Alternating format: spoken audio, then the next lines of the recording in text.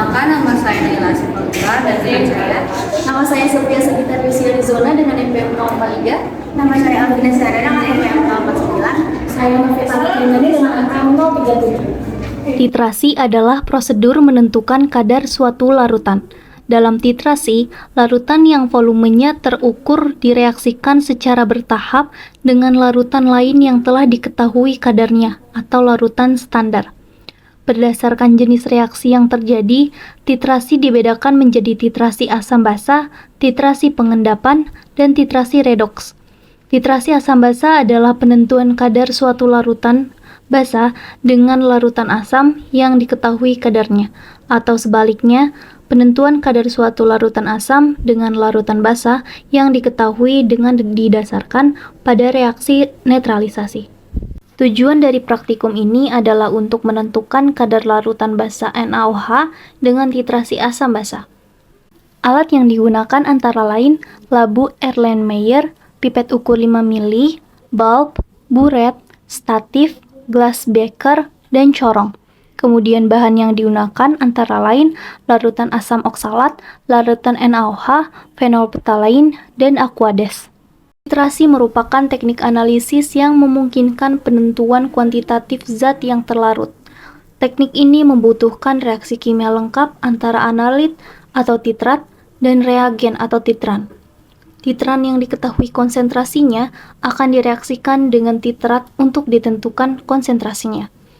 Titrasi dilakukan dengan cara mereaksikan larutan secara bertahap atau tetes demi tetes hingga tepat mencapai titik setara atau titik stokiometri.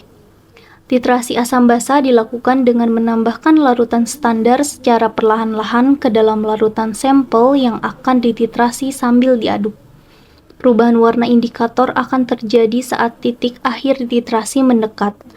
Titik akhir titrasi adalah ketika perubahan warna indikator menjadi tetap dan konstan.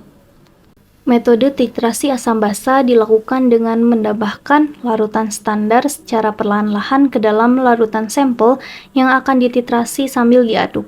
Perubahan warna indikator akan terjadi saat titik akhir titrasi mendekat. Titik akhir titrasi adalah ketika perubahan warna indikator menjadi tetap dan konstan. Indikator. Indikator merupakan suatu zat yang ditambahkan ke dalam larutan sampel sebagai penanda yang menunjukkan telah terjadinya titik akhir titrasi pada analisis volumetrik. Pemilihan indikator yang akan digunakan dalam titrasi asam basa harus memperhatikan trayek pH indikator tersebut. Prosedur titrasi. Yang pertama, menyiapkan larutan sampel dan larutan standar. Yang kedua, menyiapkan alat dan bahan yang dibutuhkan seperti buret, labu Erlenmeyer, dan indikator. Yang ketiga, menentukan volume larutan sampel yang akan dititrasi. Yang keempat, menentukan jenis indikator yang akan digunakan. Yang kelima, menentukan volume larutan standar yang akan ditambahkan dalam larutan sampel secara perlahan-lahan sambil diaduk.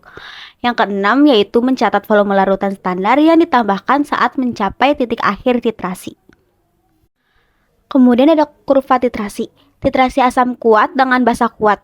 Kurva titrasi berbentuk garis lurus dengan pH awal yang sangat rendah dan pH akhir yang sangat tinggi. Titrasi basa kuat dengan asam kuat. Kurva titrasi berbentuk garis lurus dengan pH awal yang sangat tinggi dan pH akhir yang sangat rendah. Titrasi asam kuat dengan basa lemah. Kurva titrasi berbentuk kurva yang landai dengan pH awal yang sangat rendah dan pH akhir yang sedikit lebih tinggi dari pH netral. Titrasi asam lemah dengan basa kuat, kurva titrasi berbentuk kurva yang landai dengan pH awal yang sedikit lebih tinggi dari pH netral dan pH akhir yang sangat tinggi.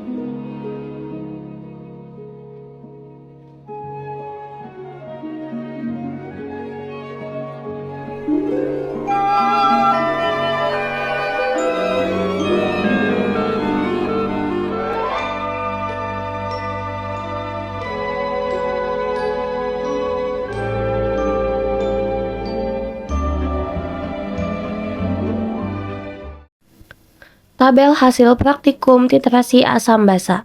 Pada ulangan ke-1, volume oksalat sebesar 5 mili dan volume NaOH mula-mula 0,3 dan volume NaOH akhir yaitu 2,6.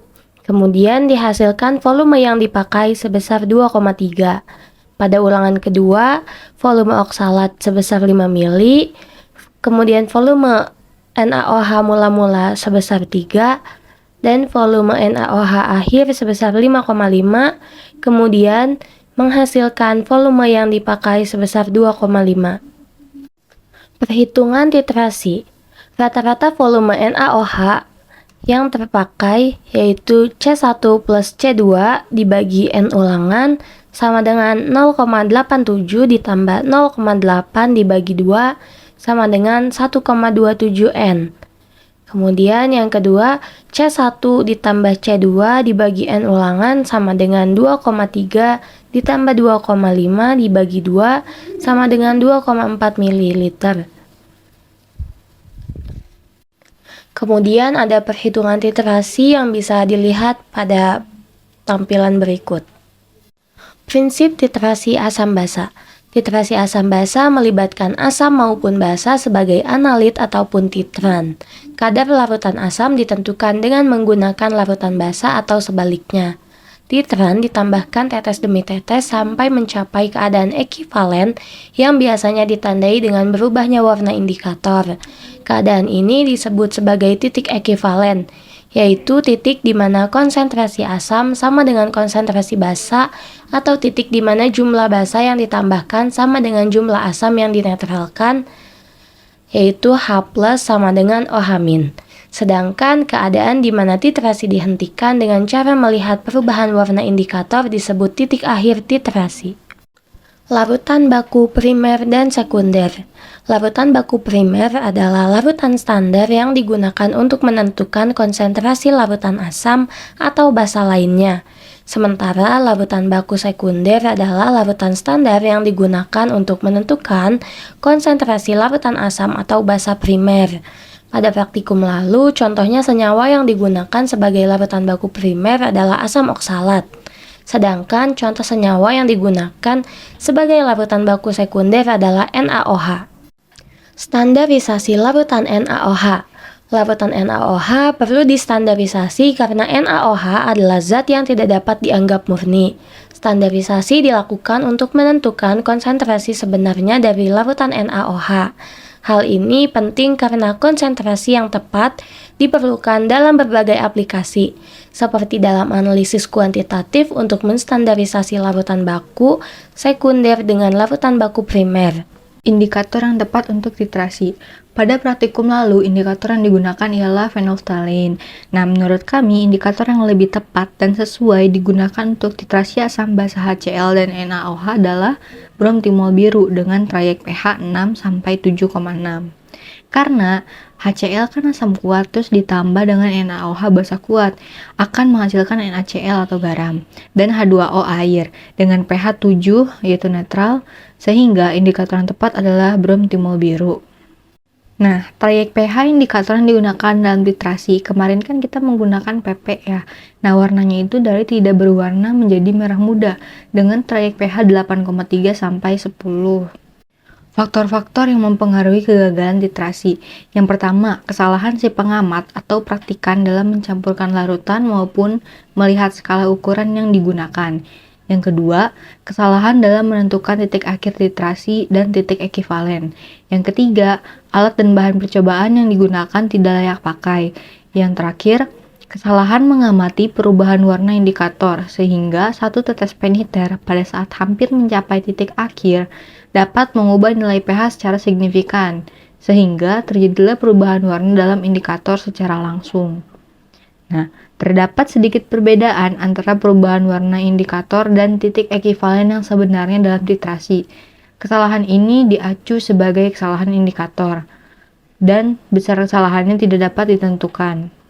Baik, kesimpulannya, titrasi adalah prosedur menentukan kadar suatu larutan. Dalam titrasi, larutan yang volumenya terukur direaksikan secara bertahap dengan larutan lain yang telah diketahui kadarnya, atau larutan standar.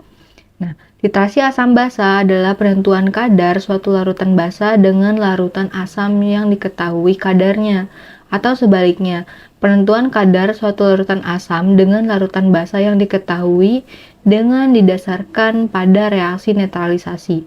Dalam melakukan titrasi dibutuhkan alat berupa buret dan juga lagu Erlenmeyer. Titrasi juga membutuhkan bahan berupa titran, analit, dan indikator asam basa.